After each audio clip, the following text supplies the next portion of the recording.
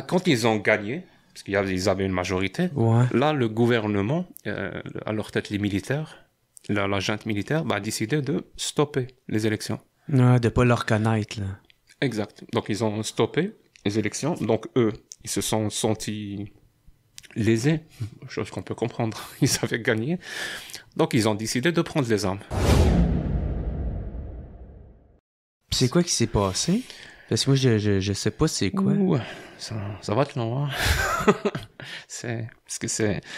En fait, pour ceux que ça intéresse, voilà, vraiment, je vais m'adresser à ceux que ça intéresse, qui veulent vraiment savoir ce qui s'est passé. Il y a un documentaire, ou un reportage plutôt, de télé, qui est sorti en 2002. Et ce reportage s'appelle Algérie, autopsie d'une tragédie. Et ça retrace tous les événements, vraiment tous les événements, à partir de 1988, ce qu'on appelle les événements du 5 octobre 1988, jusqu'à 2000. Et ce qui est bien avec ce reportage, ça veut dire, ou ce documentaire, c'est un documentaire français pour le coup, je crois que c'est de France 2 ou France 3, c'est qu'il y a tous les intervenants de l'époque qui expliquent ce qu'ils ont vécu de l'intérieur. Et avec des images d'époque. C'est-à-dire les reportages télé de l'époque, les photos d'époque, absolument tout. Et on peut, par ce documentaire, avoir déjà une entrée, voilà, pour commencer à comprendre ce qui s'est passé là-bas. Mais pour schématiser, de manière, je vais synthétiser de manière vulgaire. En fait, il y a eu, en 5 octobre 88, il y a eu des événements. La jeunesse est sortie, parce qu'il y a eu un marasme total. Il faisait pas bon vivre. Il y avait pas d'ouverture du tout en termes de liberté. Il y avait un seul parti politique, un seul. Voilà, c'est le parti officiel. Donc il y a des événements où les gens sont sortis, ils ont brûlé, ils ont cassé des trucs. Et là, le gouvernement a décidé de faire ce qu'on appelle l'ouverture politique. C'est-à-dire, il a décidé de changer la constitution pour faire ce qu'on appelle du multipartisme. C'est-à-dire, des partis peuvent se créer.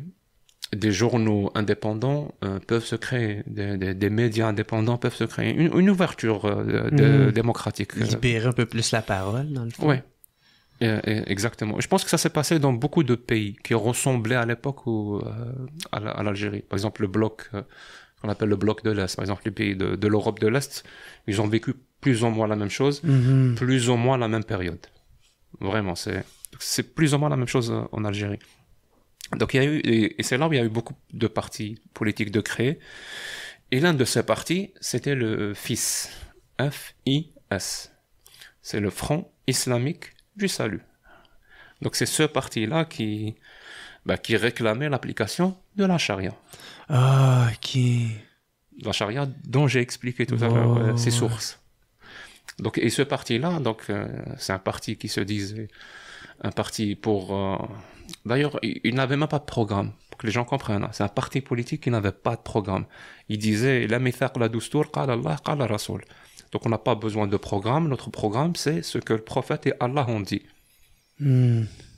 En gros, il dit ça dans un pays où tout le monde, pratiquement tout le monde est musulman, et pratiquement tout le monde a eu cet endoctrinement islamique depuis l'enfance, et tout le monde pense que la parole d'Allah et la parole du prophète sont parfaites. Et lui, il dit, mon programme politique, c'est la parole d'Allah et la parole du prophète. Qui est le meilleur programme à leurs yeux.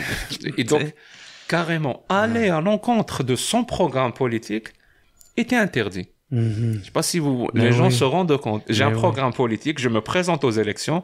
Non seulement ce programme politique, il a déjà pratiquement l'adhésion de tout le monde parce que personne ne sait ce que ce programme contient. On sait juste que c'est la parole d'Allah et la parole du prophète.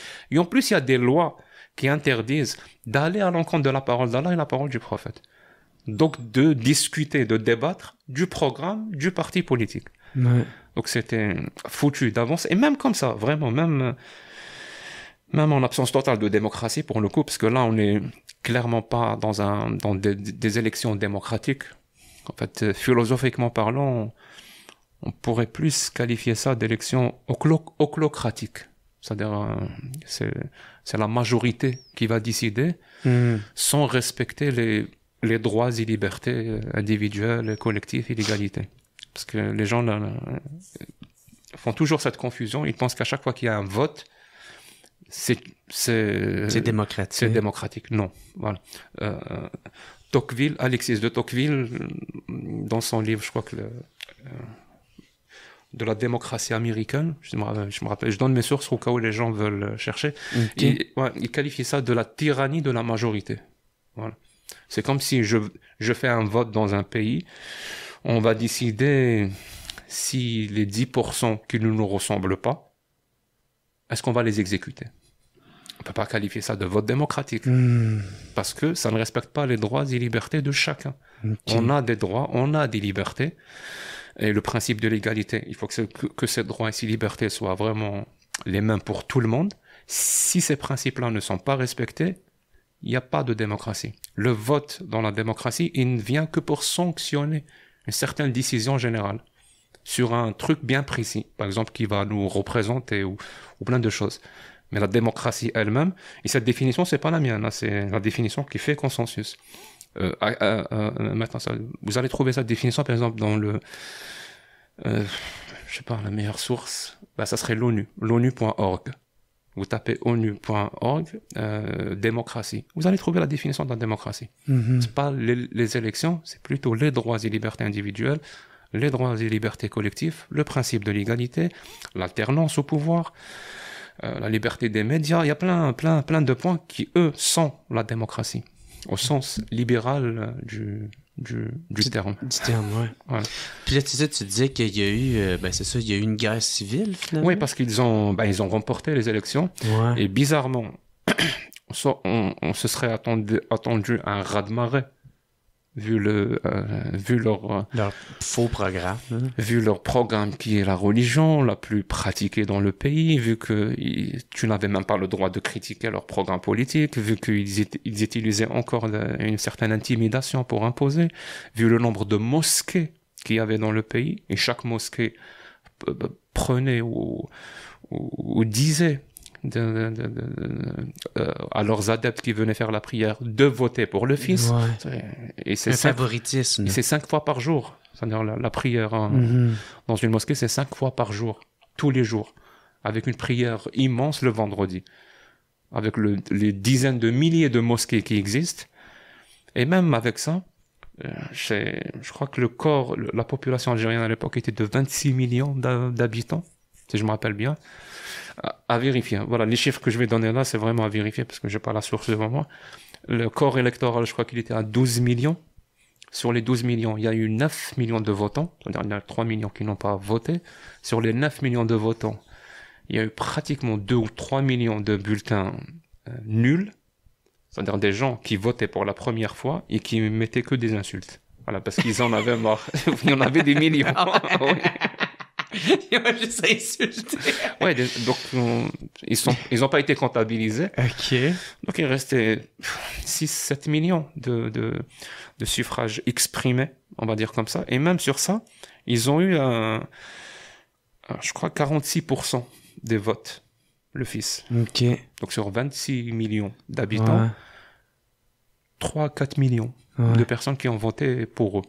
C'est-à-dire, malgré le fait que ça soit pas du tout des élections démocratiques, parce qu'il n'y avait pas la liberté d'expression, il y avait rien.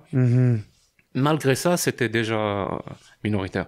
Fait que là, c'est devenu plus autoritaire que ce l'était avant? Quand ils ont gagné, parce qu'ils avaient une majorité, là, le gouvernement, à leur tête les militaires, la junte militaire, a décidé de stopper les élections. De pas le reconnaître, là. Exact. Donc, ils ont stoppé les élections. Donc, eux, ils se sont sentis lésés, chose qu'on peut comprendre. Ils avaient gagné. Donc, ils ont décidé de prendre les armes et d'aller au maquis. Voilà, vraiment. C'est de même, ça s'est passé. Et de là a commencé une certaine guerre civile. Voilà, on pourrait appeler ça comme ça. Parce que on peut l'appeler guerre civile parce que c'était des Algériens contre d'autres Algériens. Ben oui. Donc, ça a commencé par des attentats, par des exécutions sommaires, et ça visait beaucoup d'intellectuels, beaucoup d'artistes, beaucoup d'écrivains, de journalistes, de personnes influentes dans le fond. Tu sais, quelqu'un qui a une certaine influence. Ouais.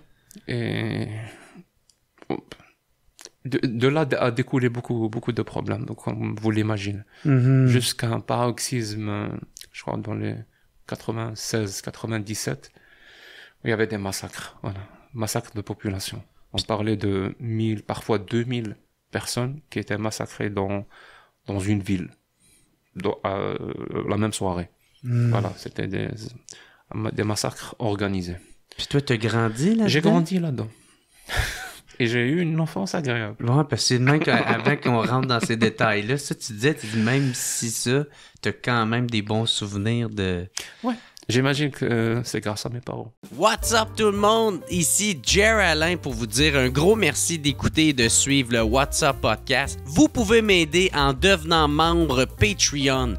Il y a plein de sortes de forfaits. Il y en a à 3, il y en a à 4, d'autres à 15, puis d'autres à 25. En plus de m'aider financièrement, vous allez pouvoir voir les épisodes d'avance et pas besoin d'attendre qu'ils sortent en ordre chronologique. Devenez membre au patreon.com/whatsuppodcast. Sinon, gros merci tout le monde de me suivre, c'est super apprécié. Passez une excellente journée.